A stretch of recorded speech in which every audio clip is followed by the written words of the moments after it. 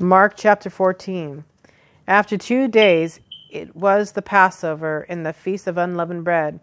And the chief priests and the scribes sought how they might take him by trickery and put him to death. But they said, "Not during the feast, lest there be an uproar of the people."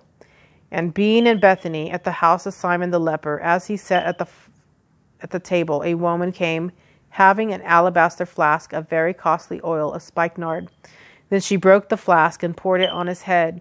But there were some who were indignant among themselves and said, "Why was this fragrant oil wasted? For it might have been sold for more than 300 denarii and given to the poor." And they criticized her sharply. But Jesus said, "Let her alone. Why do you trouble her? She has done a good work for me. For you have the poor with you always, and whenever you wish, you may do them good.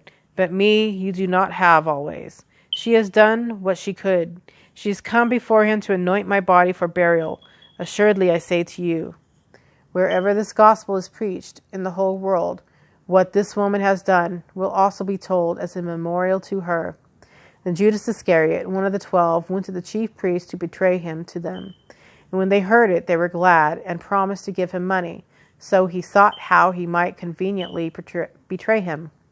Now, on the first day of unleavened bread, when they killed the Passover lamb, his disciples said to him, "Where do you want us to go and prepare, that you may eat the Passover?"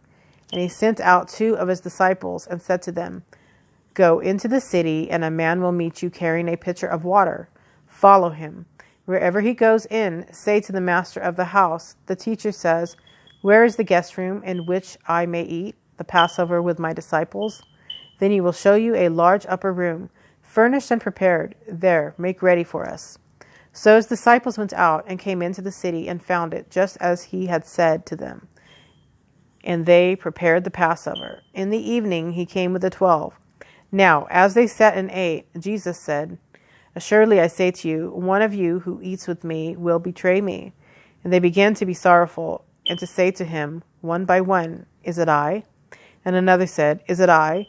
He answered and said to them, "It is one of the 12 who dips with me in the dish. The Son of Man indeed goes, just as it is written of him. But woe to that man by whom the Son of Man is betrayed. It would have been good for that man if he had never been born."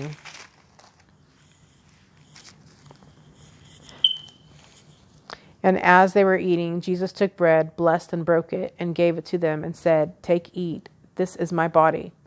Then he took the cup, and when he had given thanks, he gave it to them, and they all drank from it. And he said to them, "This is my blood of the new covenant, which is shed for many. Assuredly I say to you, I will no longer drink of the fruit of the vine until that day when I drink it new in the kingdom of God." And when they had sung a hymn, they went out to the Mount of Olives. Then Jesus said to them, "All of you will be made to stumble because of me this night. For it is written, I will strike the shepherd, and the sheep will be scattered. But after I have been raised, I will go before you to Galilee." Peter said to him, "Even if all are made to stumble, yet I will not be." Jesus said to him, "Assuredly I say to you, that today, even this night, before the rooster crows twice, you will deny me 3 times. But he spoke more vehemently, "If I have to die with you, I will not deny you." And they all said likewise. Then they came to a place which was named Gethsemane. And he said to his disciples, "Sit here while I pray."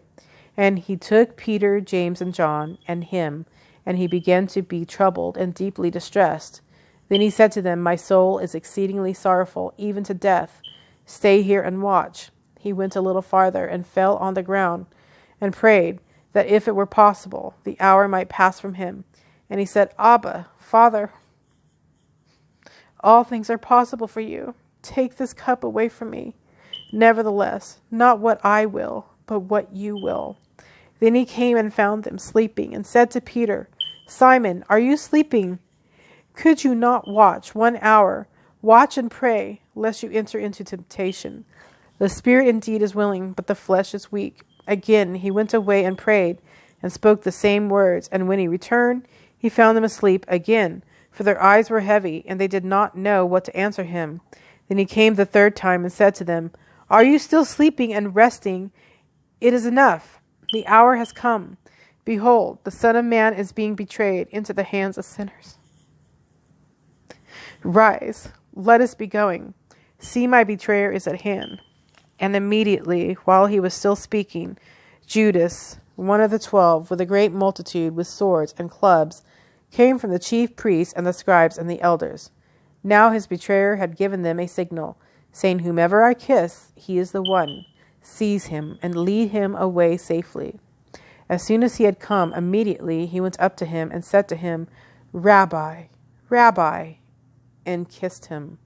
Then they laid their hands on him and took him, and one of those who stood by drew his sword and struck the servant of the high priest and cut off his ear. Then Jesus answered and said to him, Have you come out as against a robber with swords and clubs to take me? I was daily with you in the temple, teaching, and you did not seize me, but the scriptures must be fulfilled. Then they all forsook him and fled. Now a certain man was following him, having a linen cloth thrown around his naked body, and the young men laid hold of him, and he left the linen cloth and fled from them naked. And they led Jesus away to the high priest, and with him were assembled all the chief priests, the elders, and the scribes. But Peter followed him at a distance, right into the courtyard of the high priest. And he sat with the servants and warmed himself at the fire. Now the chief priests and all the council sought testimony against Jesus to put him to death, but found none. For many bore false witness against him, but their testimonies did not agree. Then some rose up and bore false witness against him, saying, We heard him say, I will destroy this temple made with hands, and within 3 days I will build another made without hands. But not even then did their testimony agree. And the high priest stood up in the midst and asked Jesus, saying, Do you answer nothing? What is it these men testify against you? But he kept silent and answered nothing. Again the high priest asked him, saying to him, Are you the Christ, the Son of the Blessed? Jesus said, I am, and you will see the Son of Man sitting at the right hand of the power and coming with the clouds of heaven.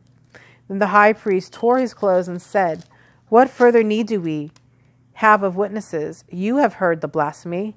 What do you think? And they all condemned him to be deserving of death. Then some began to spit on him and to blindfold him and to beat him and to say to him, Prophesy. And the officers struck him with the palms of their hands. Now as Peter was below in the courtyard, one of the servant girls of the high priest came, and when she saw Peter warming himself, she looked at him and said, You also were with Jesus of Nazareth. But he denied it, saying, I neither know nor understand what you are saying. And he went out on the porch, and a rooster crowed. And the servant girl saw him again, and began to say to those who stood by, This is one of them. But he denied it again. And a little later, those who stood by said to Peter again, Surely you are one of them, for you are a Galilean, and your speech shows it.